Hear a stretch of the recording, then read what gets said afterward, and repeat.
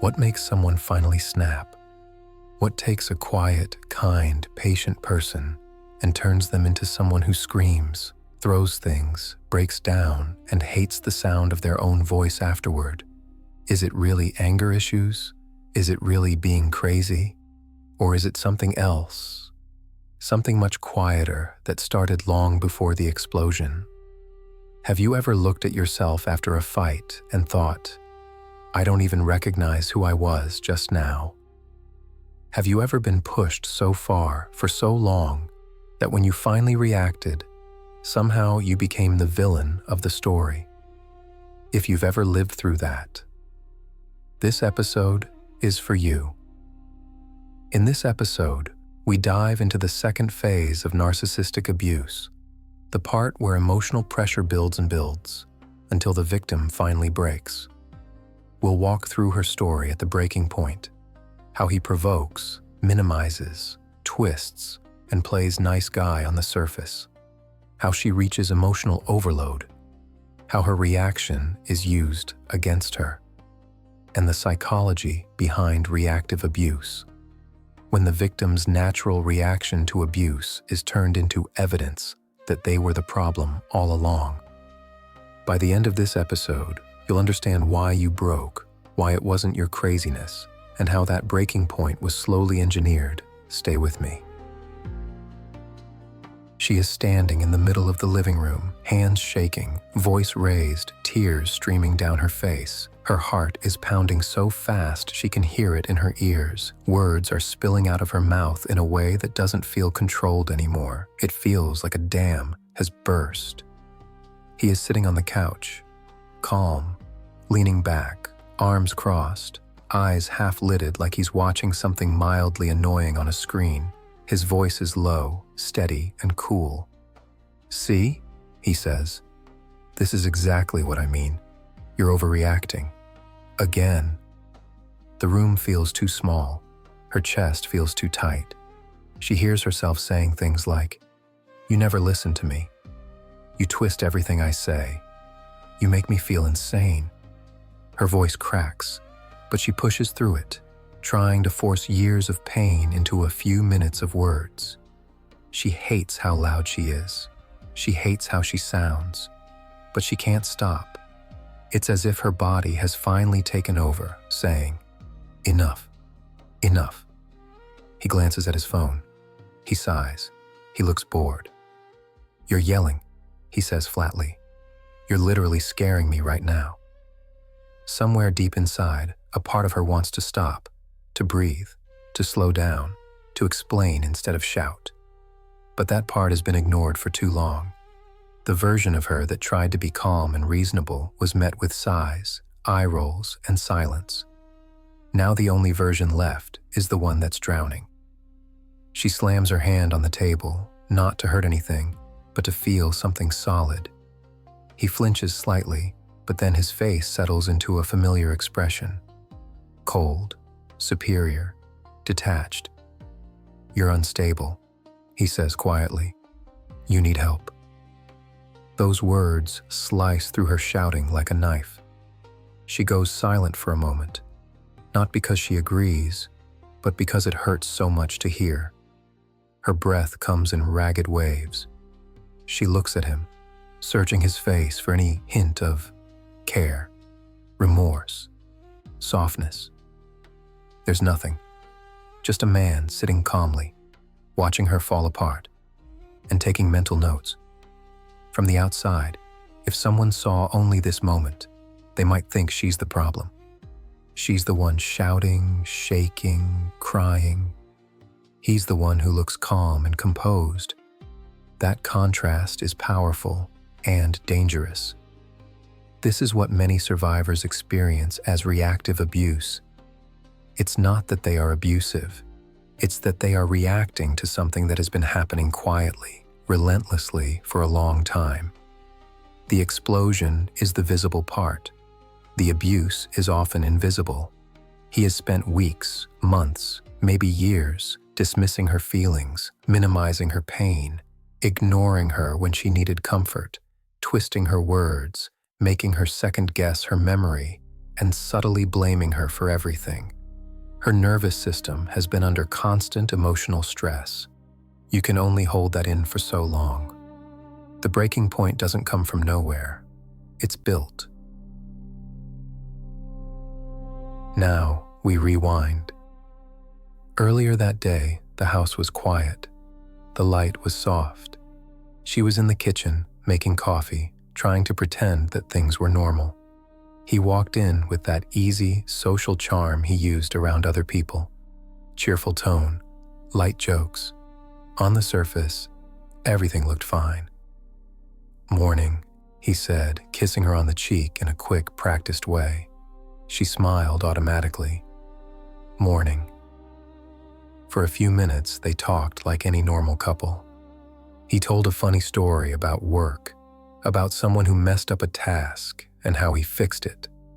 She laughed at the right moments. She tried to match his tone. It felt nice. For a brief second, she thought, maybe we're okay today. But even in that lightness, something inside her stayed tense. It was like her body didn't trust the calm. She had learned that good moods could flip without warning. He checked his messages and grinned. "I might go out later," he said casually. "Grab a drink with some people." "Who?"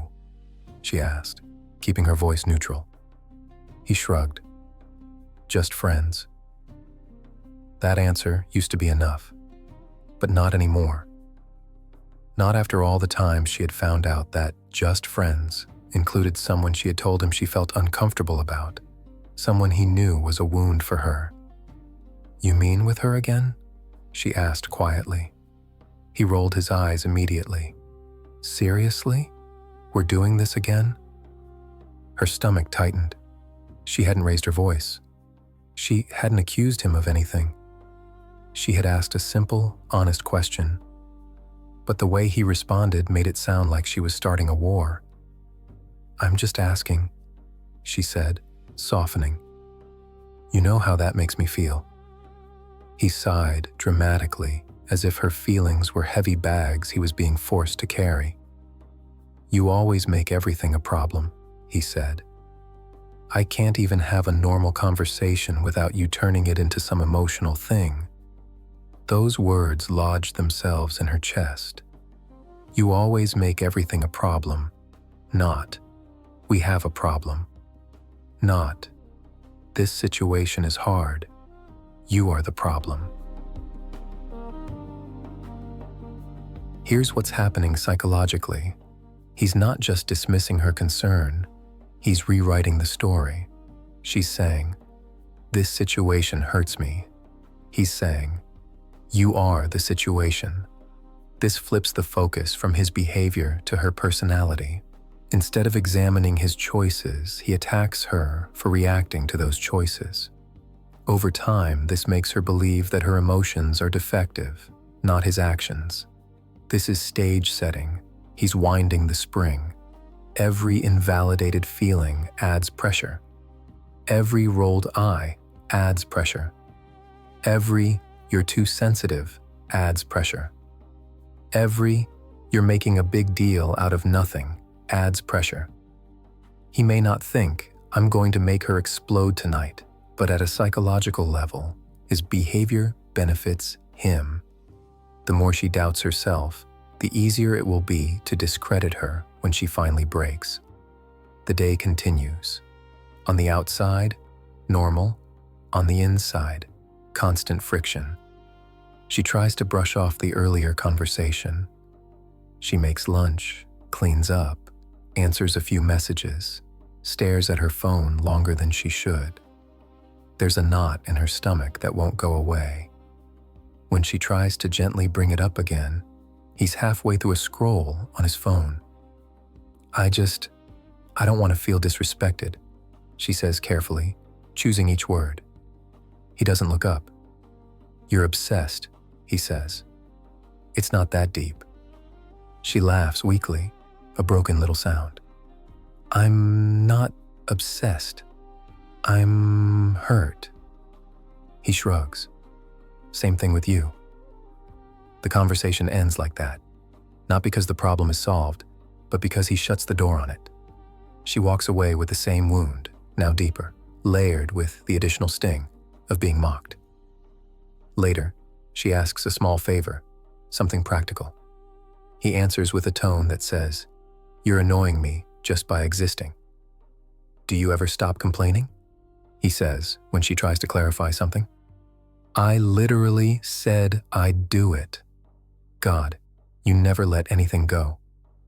It's not that his words are vicious, it's that they're constant. Each one is another microcut. You always. You never. You're too. You need to. You're making me look like the bad guy. Those phrases become the background noise of her life. Her nervous system is now in chronic stress mode. When you're constantly walking on eggshells, monitoring their tone, replaying past conversations, doubting your perception, your body stops feeling safe, your heart rate stays slightly elevated, your muscles tense, your sleep gets lighter, your digestion suffers, your mind never rests. All of this is happening before the explosion. By the time someone screams, throws something, or breaks down, they've already been holding too much for too long. The breakdown isn't the beginning of the problem. It's the proof of how long the problem has been there. That evening, he gets ready to go out. The same casual attitude, same no big deal energy. She stands by the door as he puts on his shoes. Her chest feels tight again. "Are you going with her?" she asks, more directly this time. He tenses, just for a second. Then he gives her a practiced half smile. "Why are you so obsessed with my life?" he says. "I'm going with friends." "You know exactly how this feels for me," she says, the calmness in her voice starting to fracture. "I've told you before. You know it hurts, and you still do it. Why?" He laughs under his breath. "Because I'm not going to live my life based on your paranoia." The word hits hard. Paranoia. Now it's not just, "You're too sensitive." Now it's, "Your perception is sick." She feels that old panic rising. "This isn't paranoia," she says, her voice shaking slightly. "This is me telling you my boundary, and you're crossing it." He rolls his eyes. "Here we go. The drama. You always have to make me the bad guy." There it is again. The script. He's not just ignoring her boundary. He's punishing her for having one. "I'm not making you the bad guy," she says, louder now. "You're choosing to do something you know will hurt me, and then calling me crazy for reacting." He grabs his keys, slips them into his pocket, and gives her a look that is half smug, half bored. "Get some help," he says lightly. "This isn't normal." Then he opens the door and steps out. The click of the door closing is louder than any slam. To an outsider, this might look like a small disagreement. Just a couple arguing about going out. But inside her body, this moment is massive. He has ignored her feelings, crossed a boundary she clearly expressed, labeled her as paranoid, framed himself as the victim of her emotions, and walked away, leaving her alone with the pain. The key dynamic here is contempt and abandonment. Contempt in his words, abandonment in his behavior. Together, those two are psychologically devastating. They tell her not only, "You don't matter," but also, "You're crazy for thinking you should." Her brain is not just hurt, it's trapped. Because if she reacts, she's crazy. If she doesn't, she's dying inside. No matter what she does, she loses. Time passes. She walks around the house, trying to distract herself. She tidies things that don't need tidying. She sits down, stands up, paces, checks her phone, even though she knows he won't message. Her mind runs loops. Am I overreacting? Is this really that bad? Maybe other people would be fine with this. Maybe it's my trauma. Maybe he's right. Maybe I do need help. At the same time, another quieter voice whispers, "He knows this hurts you. He knows. And he keeps doing it anyway." Two realities battle inside her. The reality he's selling. You're dramatic, paranoid, broken, the problem. The reality her body feels. I am being harmed, and no one is acknowledging it. That internal war is unbearable. It's not a simple disagreement. It's existential. It makes her question whether she can trust the way she feels. Hours later, he comes home. Calm, unbothered. She has been fighting an invisible war inside herself this whole time. He has been out, laughing, drinking, living his life. The difference between their internal worlds is enormous, and that gap is about to rupture. He walks in, kicks off his shoes, checks his phone, and acts like nothing happened. No check-in. No. Are you okay? No. Can we talk? Just silence and self-focus. She stands there in the hallway, looking at him, feeling like a ghost in her own life. "How was it?" she asks, voice thin. "Fine," he says. "Can we not do this tonight? I'm tired." Her heart drops. "Do what?" she asks. "This," he says, waving a hand in her direction. "The whole emotional interrogation thing. I'm not in the mood." The words hit her like slaps. She snaps. Not all at once. Not like a switch. It's more like a dam finally failing under the pressure of everything it's been holding. Her voice rises. Her body shakes. She starts telling him everything at once. How long she's felt ignored. How deeply she's been hurt. How his small jabs have accumulated. How she's losing herself trying to keep him happy.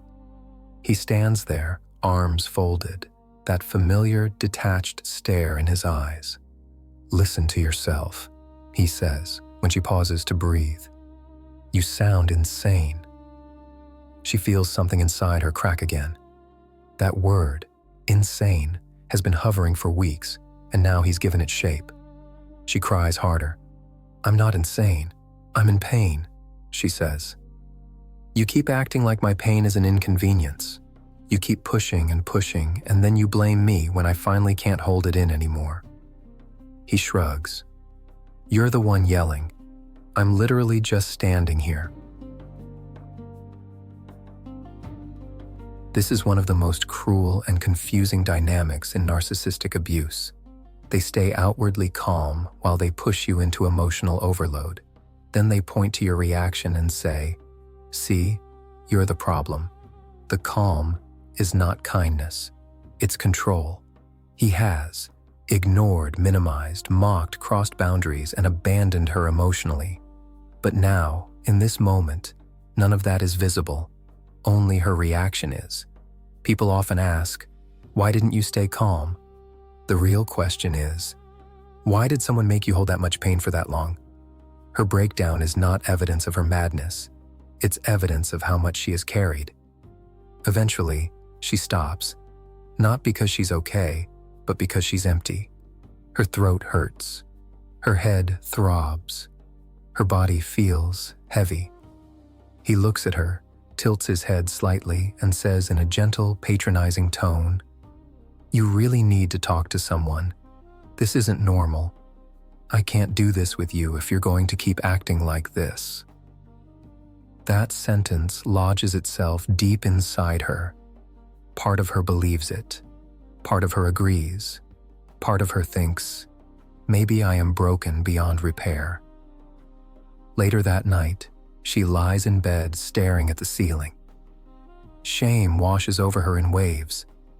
She replays the scene again and again, but because the mind is so used to focusing on actions, she only sees herself, only hears her own volume, her own words, her own tears. She barely remembers what he said, what he did, how he set it up. All she sees is the explosion. "I'm a monster," she whispers to herself. "Maybe he's right. Maybe I really am crazy." But somewhere, deep underneath the shame, something small moves. A quieter thought. He pushed me. It's faint, almost inaudible. But it's there. The next day, he tells the story back to her in fragments.